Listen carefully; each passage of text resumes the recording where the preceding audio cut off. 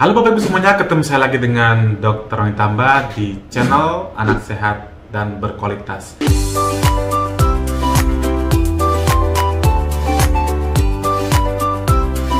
Kali ini kita akan membahas satu materi, yaitu apa sih manfaat serat bagi kesehatan, khususnya kesehatan anak kita. Kali ini yang saya bahas tentu adalah serat pangan, bukan serat yang lain. Serat itu kan ada banyak. Nah, yang kita fokuskan kali ini adalah pembahasan tentang manfaat serat pangan pada kesehatan tubuh. Bagi Anda yang mungkin saja baru pertama kali menyimak materi kami, jangan lupa klik subscribe-nya, like, dan boleh di-share kepada teman-teman yang lain agar semua orang bisa mendapatkan materi dan manfaat yang sama. Dan terima kasih kami ucapkan kepada Bapak Ibu yang sudah rajin menyimak materi-materi kami di channel Anak Sehat dan Berkualitas. Mudah-mudahan materi selalu bermanfaat bagi kita semua. Kita mulai pembahasannya. Jadi serat pangan atau sering disebut dengan dietary fiber merupakan serat yang bisa didapatkan dari makanan, khususnya sayur dan buah-buahan. Serat pangan ini merupakan kelompok dari karbohidrat yang didapat dari tumbuhan.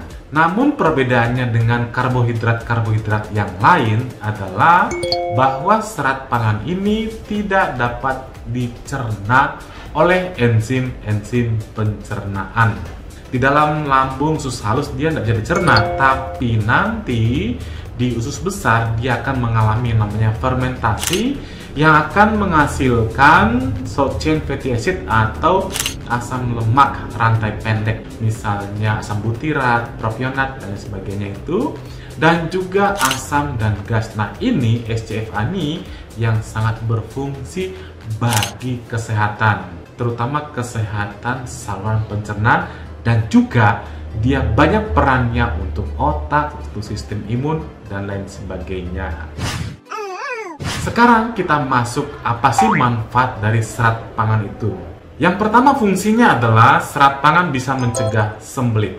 Bagaimana caranya serat pangan ini bisa mencegah sembelit? Yaitu melalui buang air besar yang teratur, ya, dimana nanti serat pangan ini akan memperlancar jalannya makanan dalam sistem pencernaan. Kita tahu bahwa nanti serat pangan itu akan membentuk gel dalam lambung dan juga usus halus. Nanti dia akan mengakibatkan namanya distensi dari usus besar, sehingga akan meningkatkan dari gerakan ususnya, sehingga dia bisa membantu yang namanya pergerakan feses tadi, sehingga anaknya tidak jadi sembelit. Ini fungsi yang pertama, karena dia bisa menambah yang namanya massa atau ukuran tinja. Di samping itu juga fermentasi dari serat pangan ini yang menghasilkan short chain fatty acid ini, dia akan meningkatkan aktivitas kontraksi dari kolon atau usus besar. Nah, ini juga akan mengakibatkan anak terhindar dari sembelit. Dan demikian juga dengan asam empedu yang dihasilkan juga akan bersatu atau bereaksi dengan serat pangan ini juga akan menstimulasi yang namanya sekresi dan juga propulsi daripada feses tersebut atau buangan besar tersebut. Jadi jelas bahwa serat pangan ini bisa mencegah sembelit. Fungsi yang kedua adalah serat pangan juga bisa mencegah atau mempercepat kesembuhan dari diare. Memang serat pangan itu ada dua jenis. Nanti akan saya jelaskan pada materi yang berikutnya bahwa memang serat pangan itu di satu sisi dia bisa mencegah sembelit, di satu sisi dia bisa mempercepat kesembuhan dari diare. Kalau dia itu mencegah sembelit berarti dia itu mengencerkan, ya toh.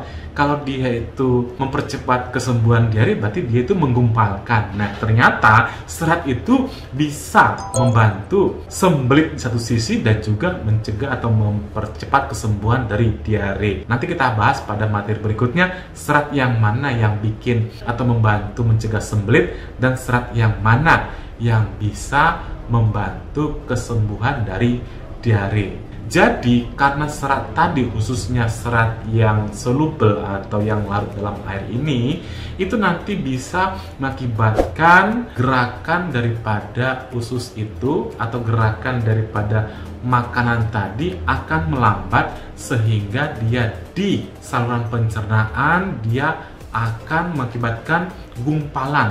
Nah, gumpalan membentuk massa. Ini adalah mekanisme di mana serat pangan ini bisa mempercepat kesembuhan dari diare. Manfaat yang berikutnya adalah serat pangan bisa mencegah obesitas dan juga mencegah yang namanya penyakit jantung. Bagaimana mekanismenya? Bahwa tadi serat itu kan membentuk gel di lambung. Dengan terbentuknya gel di lambung ini, maka akan meningkatkan yang namanya kepuasan atau memperpanjang rasa kenyang seseorang. Dengan memperpanjang rasa kenyang seseorang, maka keinginannya untuk makan juga akan berkurang. Karena dia itu rasa kenyangnya sudah diperlama. Di dalam usus halus, serat itu juga nanti dapat menurunkan penyerapan makronutrisi yang lain. Misalnya karbohidrat, kolesterol, dan juga lemak jahat atau LDL. Di samping itu juga, serat atau bahan pangan yang mengandung serat itu kan biasanya mengandung rendah gula dan rendah lemak. Tentunya ini juga akan menurunkan secara otomatis asupan dari gula atau lemak yang kita makan. Karena serat itu butuh waktu untuk mengunyahnya, maka ini juga akan mengurangi kecenderungan orang untuk makan. Nah, jadi karena tadi gulanya berkurang, asupan atau absorpsi atau penyerapan dari lemaknya berkurang, dan juga kolesterol, ini akan mengakibatkan yang namanya seseorang itu terhindar dari obesitas dan juga penyakit jantung. Manfaat serat pangan yang berikutnya adalah dapat meningkatkan sistem imun. Kita tahu bersama bahwa serat tadi yang difermentasi yang menghasilkan asam lemak yang rantai pendek itu dapat meningkatkan yang namanya sekresi dari mukus di usus, dan juga nanti dia akan meregulasi daripada respon imun tubuh kita. Di samping itu juga bahwa serat pangan tadi dapat menyeimbangkan yang namanya atau mengatur yang namanya respon tubuh terhadap alergi. Jadi ternyata serat pangan itu bisa meningkatkan sistem imun kita. Yang berikutnya adalah serat pangan itu berfungsi untuk gut-brain axis. Gut-brain axis ini maksudnya adalah bahwa kalau misalnya dulu kita tahu bahwa otak itu mempengaruhi seluruh tubuh termasuk saluran pencernaan, ternyata diteliti saluran pencernaan juga dapat mempengaruhi otak. Bagaimana caranya? Itu tadi, fermentasi dari serat dan juga mikrobiota ini dapat menghasilkan yang namanya short chain fatty acid atau asam lemak rantai pendek, di mana ini nanti bisa mempengaruhi otak, di mana otak akan bertumbuh dan juga berkembang lebih sempurna, dan banyak manfaat lain dari gut-brain axis ini. Manfaat yang terakhir adalah serat pangan ini dapat menurunkan risiko kanker usus. Bagaimana caranya? Ternyata serat pangan ini dapat mengikat bahan karsinogenik dan juga toksin. Di samping itu juga, serat pangan ini dapat menyeimbangkan pH saluran pencernaan dan merangsang yang namanya fermentasi saluran pencernaan untuk memproduksi asam lemak yang lebih sederhana, sehingga nantinya dia akan menjaga yang namanya kesehatan saluran pencernaan. Ada beberapa penelitian mengatakan bahwa serat pangan ini dapat mencegah atau menurunkan risiko seseorang terkena kanker usus. Itu Bapak Ibu semuanya, saya sudah paparkan tentang manfaat daripada serat pangan ini. Serat pangan banyak didapatkan dari sayur dan buah-buahan. Artinya sayur dan buah-buahan itu bermanfaat bukan hanya untuk dewasa, tapi juga si kecil atau anak kita. Nanti pada materi berikutnya saya akan paparkan tentang pembagian dari serat pangan ini. Mana yang membuat sembelit, mana yang membuat atau memperlancar atau mencegah yang namanya kita diare. Mudah-mudahan materi bermanfaat bagi kita semuanya. Salam sehat. Dadah.